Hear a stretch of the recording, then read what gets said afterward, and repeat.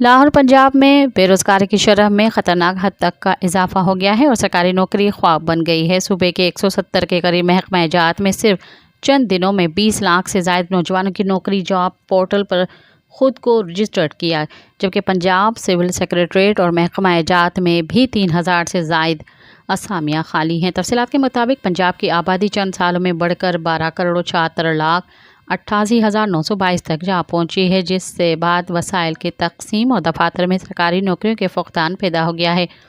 Record کے مطابق سال 1998 پنجاب کی کل آبادی 7 کروڑ سے زائد تھی۔ 2017 میں پنجاب کی آبادی بڑھ کر 10 کروڑ سے زائد ہو گئی۔